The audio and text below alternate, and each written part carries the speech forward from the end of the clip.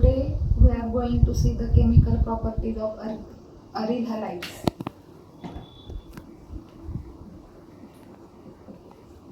Chemical properties of aryl halides.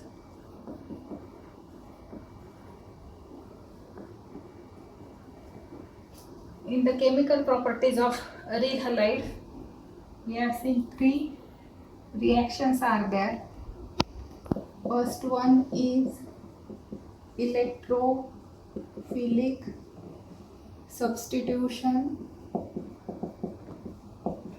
reaction. Second is nucleophilic substitution reaction, and third one is reaction with metals.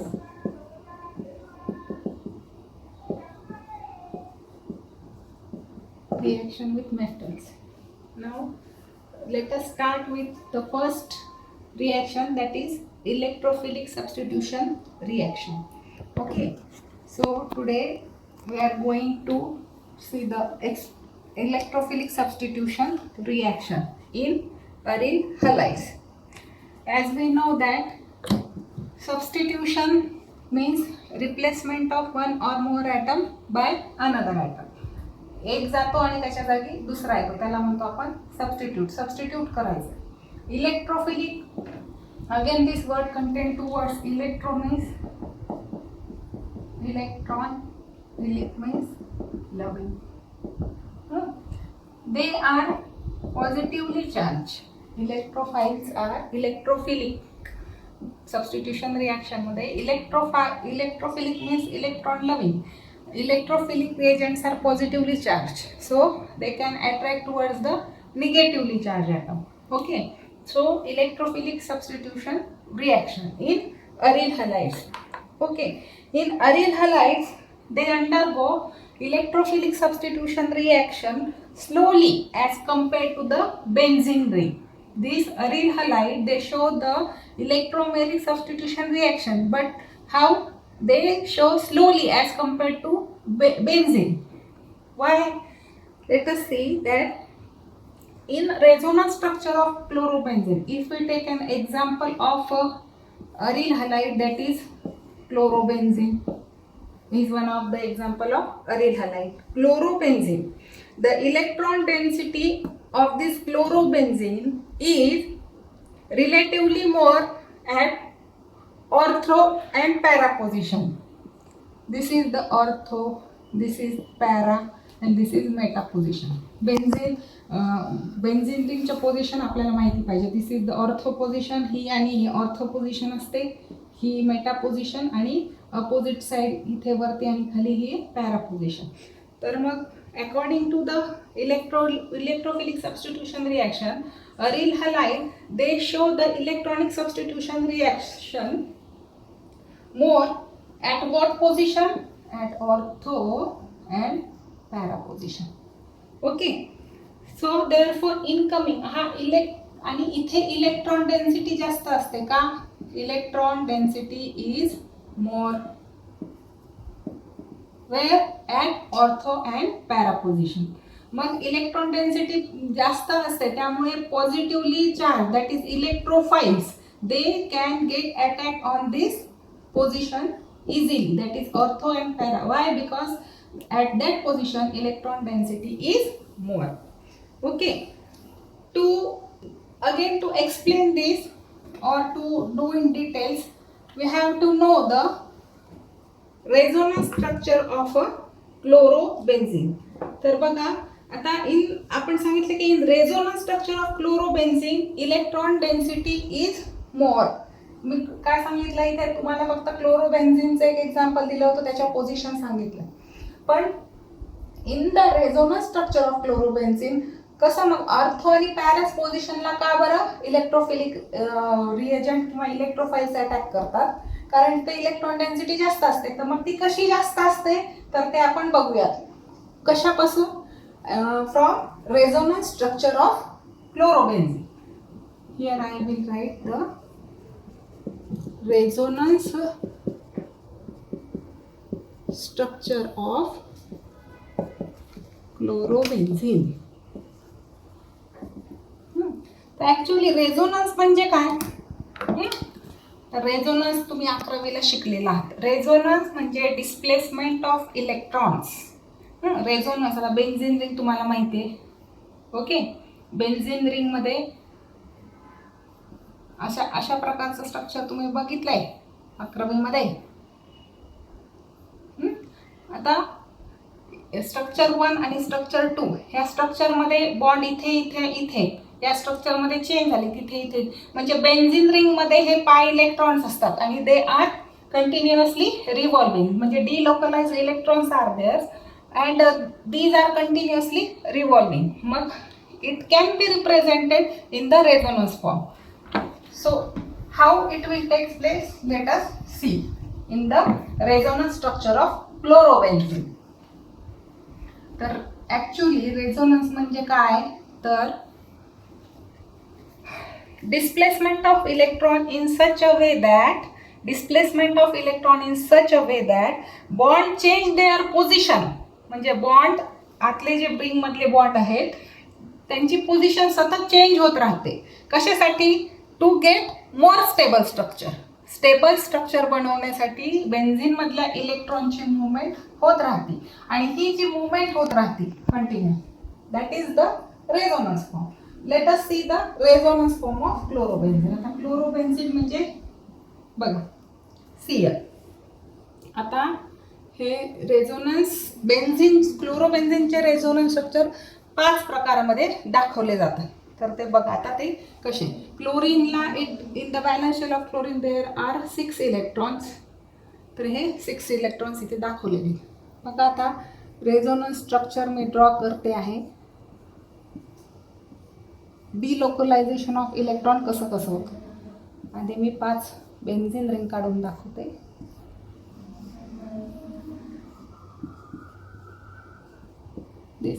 याच्यानंतरची इथे continue.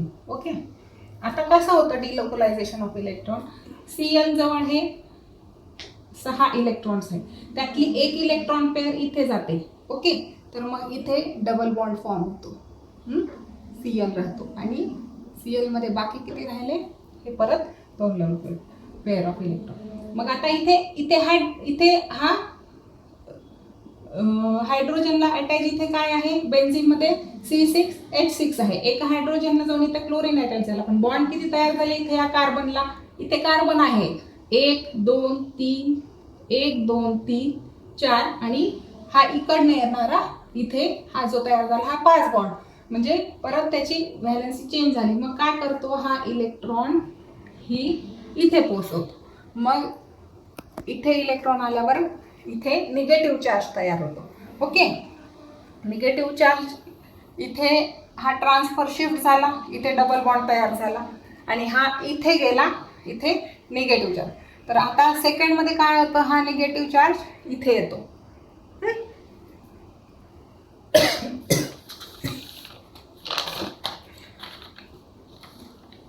आणि हा इथे जातो. त्यानंतर second आणि थर्ड पोझिशनमध्ये बेन्झीन आणि क्लोरीनमध्ये डबल बॉन्ड हा कंटिन्यू तसाच राहतो. त्यानंतर आता इलेक्ट्रॉन पेअर हा इथे आल्यामुळे इथे डबल बॉन्ड तयार होतो. हा इथला इलेक्ट्रॉन इथे आल्यामुळे इथे निगेटिव्ह चार्ज तयार होतो आणि हा बॉन्ड इथे. ओके, त्यानंतर आता हा इलेक्ट्रॉन परत इथे मूव्ह होतो आणि हा या पोझिशनला येतो. म्हणजे निगेटिव्ह चार्ज इथे तयार होतो. Cl ॲज इट इज इथे असा राहतो डबल बॉन्ड विथ. त्यानंतर हा इलेक्ट्रॉन इथे आलेला हा बॉन्ड इथे तयार करतो तिसरी ॲज इट इज. त्यानंतर काय होतं, हा इलेक्ट्रॉन परत इथे जातो आणि हा डबल बॉन्ड परत याच्याजवळ जातो. म्हणजे परत क्लोरीनला एक बॉन्ड तयार होतो आणि फर्स्ट सारखं स्ट्रक्चर तयार होतं जसं हे फर्स्ट बघितलं. परत इथे डबल बॉन्ड तयार होतो इथे आणि इथे. आता बघा, सो हे 5 स्ट्रक्चर आहेत बेन्झीनचे, 1 2 3 4 5. ह्या 5 स्ट्रक्चरमध्ये डिलोकलायझेशन ऑफ इलेक्ट्रॉन कसं झालेलं आहे.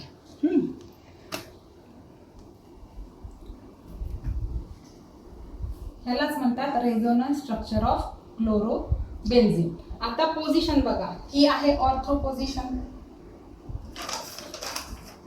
ही ऑर्थो पोझिशन, ही पॅरा पोझिशन आणि ortho position.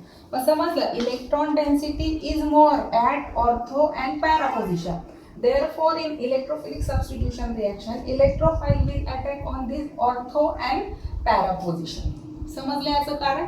So this, according to the resonance structure of benzene, we can say that at ortho and para position, electron density is more. So electrophile will get attack on the ortho and para position of chlorobenzene and perform that electrophilic substitution reaction. Okay, in this resonance structure of a benzene, we can see that position of ortho and para which have more electron density. Therefore, electrophile get attacked to this position.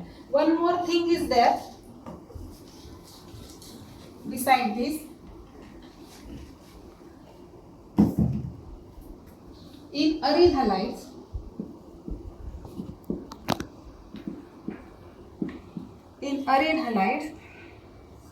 बघा, this is example of aryl halide. Here electron density, आता ह्या halogen जवळ 6 electron असतात आणि मग काय होतं, resonance इफेक्टनुसार आपण बघितलं की इलेक्ट्रॉन पेअर इथं शिफ्ट होते आणि असं इलेक्ट्रॉनची मुवमेंट कंटिन्युअस होत राहते. त्यामुळे काय होतं, electron density increases according to positive mesomeric effect. हा पॉझिटिव्ह मेझोमेरिक इफेक्ट काय आहे ते आपण 11वीला बघितलेला आहे.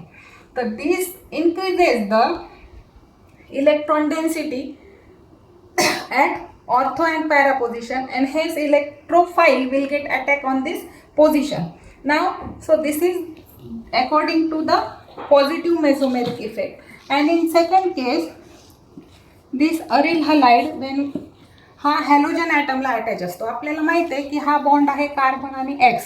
ह्या बॉन्डमध्ये X is more electronegative, X is more electronegative. मग काय करतो, इलेक्ट्रोनिगेटिव्ह मोर असल्यामुळे तो स्वतःकडे इलेक्ट्रॉन डेन्सिटी काय करतो, ओढतो. म्हणजे मोर इलेक्ट्रोनिगेटिव्ह असल्यामुळे इलेक्ट्रॉन स्वतःकडे घेतो, तो अट्रॅक्ट करतो जास्त. ओके, त्यामुळे काय होतं, या केसमध्ये इलेक्ट्रॉन डेन्सिटी कमी होते. म्हणून electron density will decrease according to the negative inductive effect. परत आपण निगेटिव्ह इंडक्टिव्ह इफेक्ट काय आहे हे 11वीमध्ये बघितलेलं आहे. So, as compared to both the situation,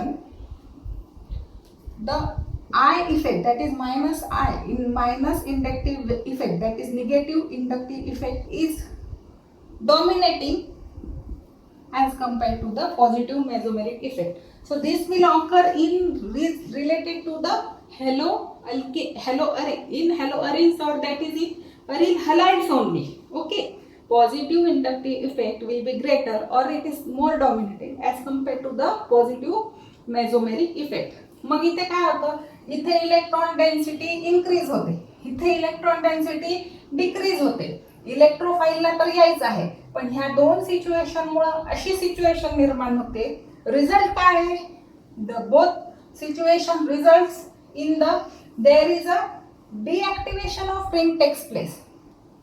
ह्या दोन्ही, एक इलेक्ट्रॉन डेन्सिटी वाढवतो तो दुसरा काय करतोय, कमी होतोय. म्हणजे कमी अधिक प्रमाणात. त्यामुळे unfortunately it will decrease, it will deactivate that benzene ring. Okay, so overall this will deactivate this ring and electrophilic substitution reaction occurs slowly. ह्या दोन महत्त्वाच्या दोन कारणामुळे बेन्झीन रिंग डिॲक्टिवेट होते आणि electrophilic substitution reaction becomes slow. तर ही reaction, electrophilic substitution reaction aryl halides मध्ये होते. कुठल्या पोझिशनला होते, ऑर्थो आणि पॅरा पोझिशनला. ती काय होते हे आपण बघितलंय रेझोनन्स स्ट्रक्चर. आणि ते स्लो होण्यामागचं काय कारण आहे, तर this is the reason behind that. Okay, so this is about the electrophilic substitution reaction. So आता आपण एक्झाम्पल बघूया वेगवेगळे in the halogenation reaction of aryl halides. Okay, आता before going to start the halogenation लक्षात घ्या, benzene ring मध्ये जेव्हा आपण महत्वाचे related to electrophilic substitution reaction तुम्हाला फक्त लक्षात ठेवायचं की रेझोनन्स काय आहे, रेझोनन्स काय आहे, त्याचं रेझोनेटिंग स्ट्रक्चर काय आहे, इलेक्ट्रोफाइल्स काय आहे हे तुम्हाला माहिती आहे. त्यानंतर पॉझिटिव्ह मेसोमेरिक इफेक्ट आणि निगेटिव्ह इंडक्टिव्ह इफेक्टनुसार काय रिझल्ट होतो याचा. What is the effect on this electrophilic substitution reaction and why this electrophilic substitution reaction is a slow reaction as compared to benzene. या सगळ्यांचं एक्सप्लेनेशन हे आतापर्यंत जे मी सांगितलंय ते आहे आणि जे एक्झाम्पल रिॲक्शन आहे that we will see in the next session. Okay, thank you.